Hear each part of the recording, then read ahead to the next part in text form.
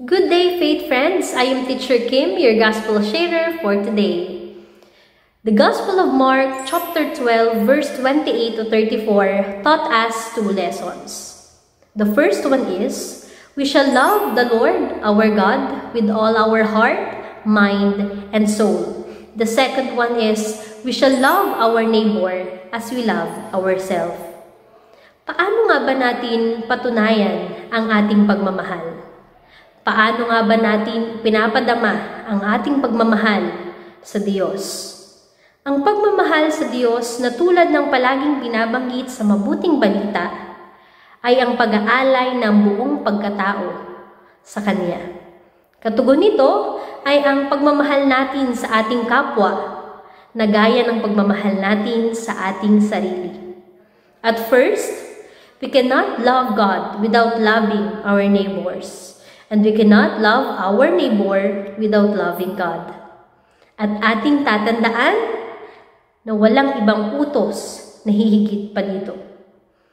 Tanong din natin sa ating sarili, sapat ba ang pagmamahal ko sa isang tao kung hindi ko naman ito pinapatunayan? Sapat ba ang pagmamahal ko sa Diyos kung hindi naman ako nakikipag-usap sa Kanya?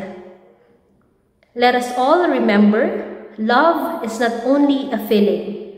Love is not only an emotion, but love is a decision.